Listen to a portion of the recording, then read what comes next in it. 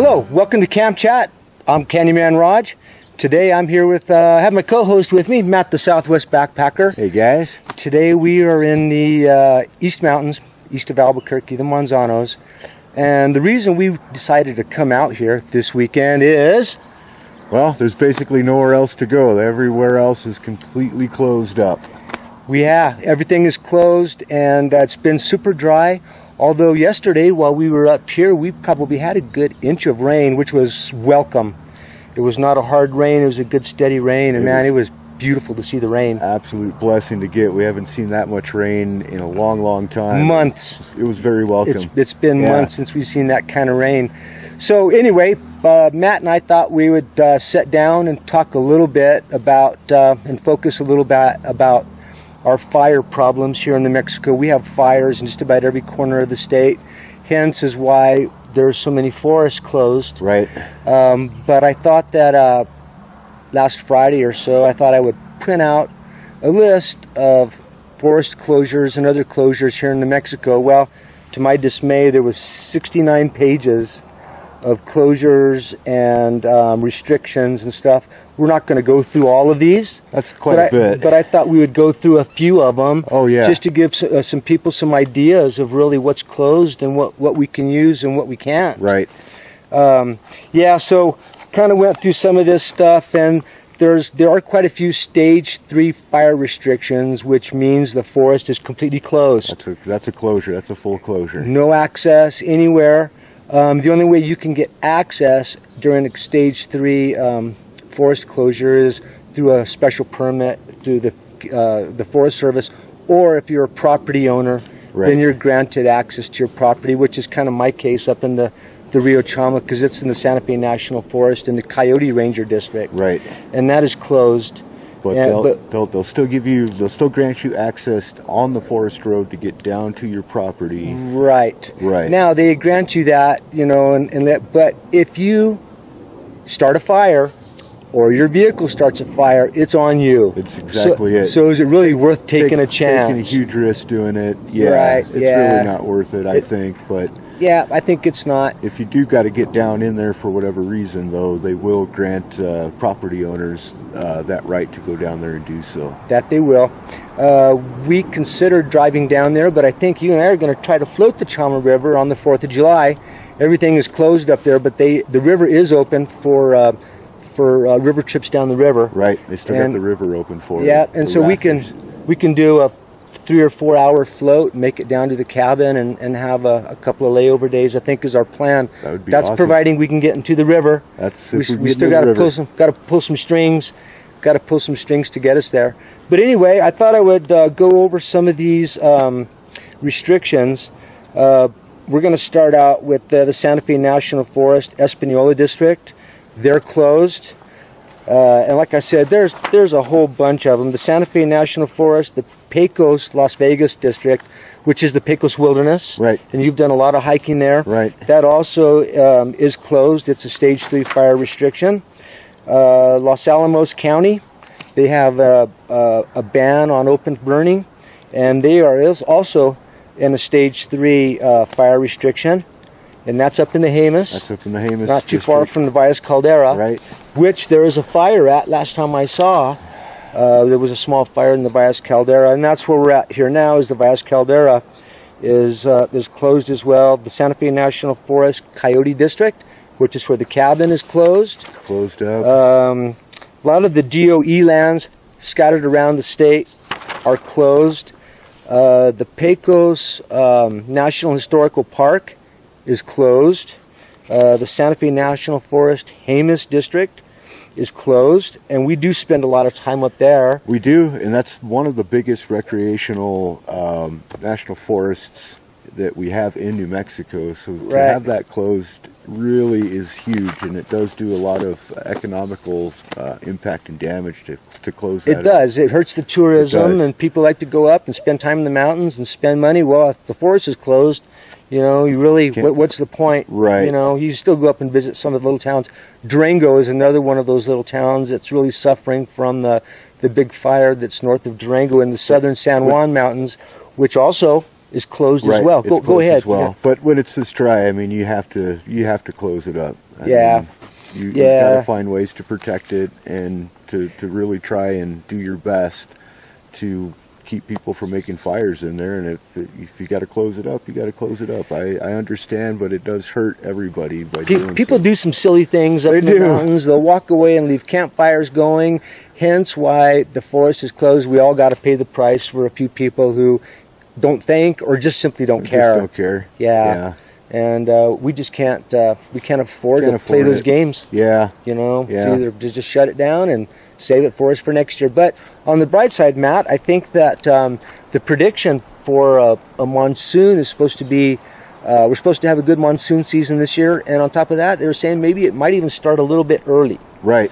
So all these fire restrictions I am listing out here, they are from now until rescinded. So there's no set date at the end. Once we get enough rain and danger is out, we can... That's it. They're basically waiting for the moisture to come in, waiting for that dew point to come up and stay consistent. And I think once they do, they'll lift the restrictions completely, where you can go back in and actually have a campfire and go back and hike in the forest where everybody likes where we like to go. It's where I like to go, exactly. But also keep in mind, you know, we are in the middle of a severe drought. We are. And the inch of rain that we got yesterday is really not even a splash in the bucket compared to what we really need. Right. So we're going to need a lot more of this before we can get back out and enjoy the forests. We are. And keeping our fingers crossed that what they're saying about monsoon season this year is going to hold true. And if so, I think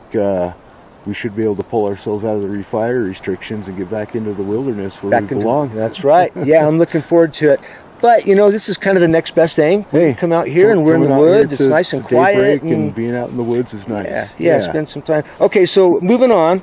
Got another one here. The Bandelier National Monument is also closed. That one's huge. That's also up there in the Jemez Mountains near the Valles Caldera. That one's a huge closure, and it's unfortunate. But, Bandelier National Monument, for those of you who have never been to it, is absolutely epic. You can go to native ruins within the canyon and hike up the ladders to get to them.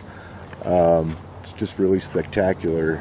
Once they reopen it, if you get a chance, go over there and check it out. I highly recommend it. Absolutely, it's a beautiful place to go. It's close to Albuquerque, so it's not a far trip. You're near Santa Fe, Los Alamos. Right. It'd make a great day trip.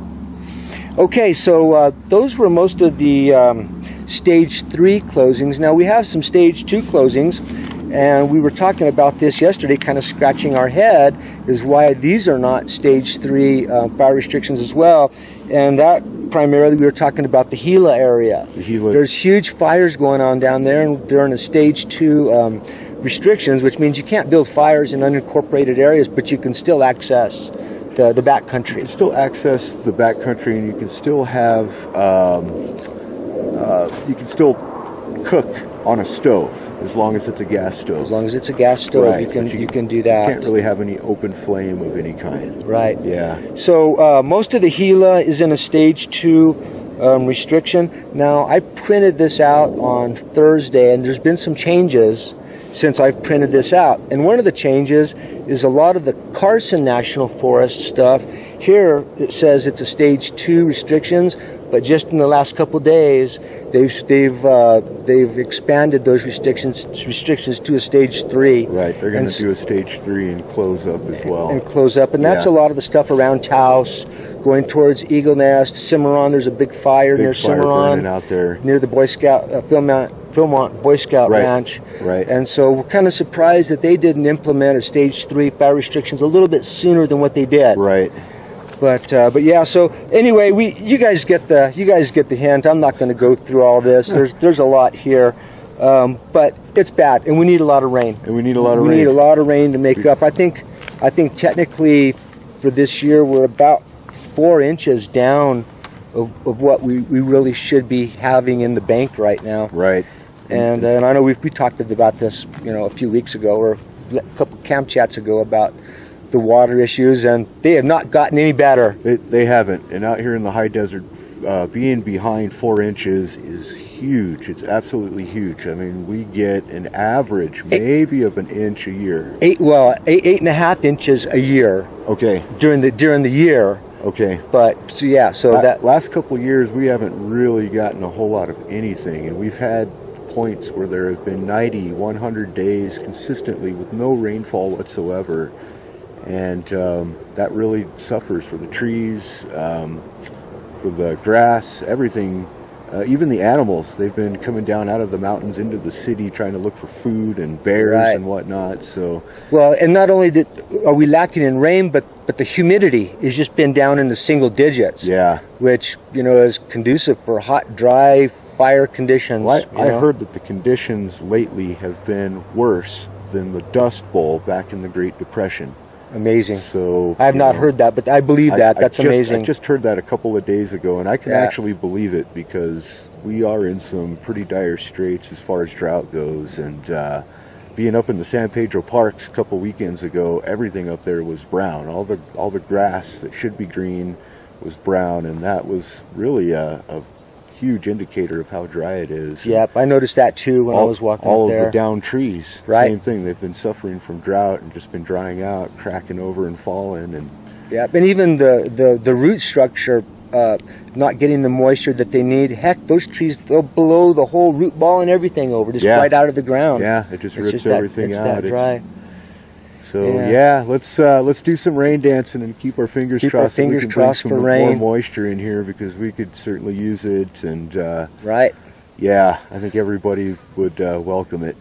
Well, and to change the subject just a little bit here, Matt, we had a loss in our what do I want to say? Kind of our camp mascot, camp chat mascot, Asia Dog, who during our camp chats you would occasionally see walking around in the background watching us. We had to put her down 2 weeks ago. It was one of the hardest things I've ever done, and coming out here into the wilderness, or not in the wilderness, but out into the woods, there's a huge hole missing, or there's a huge hole there. I agree. Without Asia walking around and just being part of the group. She's was around for 14 years, and I just couldn't see her hurting anymore. It was hurting me to watch her hurt. And it was the hardest thing I've ever done. I know it was the right thing to do, but it doesn't make it any easier. And so, we're missing Asia Dog a bunch. And so, if you don't see her around, that's why. She would periodically make her appearance in front of the cameras and just be walking around, being part of the group. Part of the group, exactly. Yeah. Made a great trail companion. She was a great trail companion. Yeah. Fun dog to hike with. She was the most loving, devoted, dedicated dog I've ever had the pleasure to be have in my life, and so that was fun. I to this day I still miss her. I still get teary-eyed at time, and that'll go away hopefully with time. But so that's what's been going on. Yeah. We wanted to do, we did a hike out in the Ojito Desert a few weeks ago. Yes, we did. And we wanted to do a camp chat out there. We just lost track of time. Having too much fun. It was hot. So we stayed in the shade, but that was a good hike. And so I thought, well, we didn't get a camp chat done there. We need to get one done out here and discuss a little bit of the, the weather conditions and kind of what we're dealing with. And also, I wanted to let people know that the southern San Juans is also closed up as well, and a lot of people from New Mexico will go up into the southern San Juans and access that as well. Right. And so everything is closed until we have further notice. Hopefully, when things start opening up, we'll be able to make our way into the mountains and do another camp chat and give you guys some good news about the forest reopening and lots of moisture on the ground and celebration for reopening of the forest and getting back into the great environment that we love so much. Yeah. Well, we need the rain. Well, I think that'll probably do it for this episode of Camp Chat. Matt, you got anything left to add to our episode here? I greatly appreciate coming out and hanging out with you this weekend, and once again, being up here in Daybreak and having a good time, eating some good food, hanging out with some great company, and just greatly enjoy it. Company was good. I enjoyed it myself, and I should be thanking you for inviting me out to your place. Absolutely. But this is a great place to come, and I never get tired of it. It's close, and it's an alternative to being kicked out of the forest. It is. It's nice and quiet out here, and you can see we are pretty much in the forest here. Pretty much are in the forest. Yeah. Well, I guess that'll be it for this episode of Cam Chat. Any questions or comments, please leave them down below.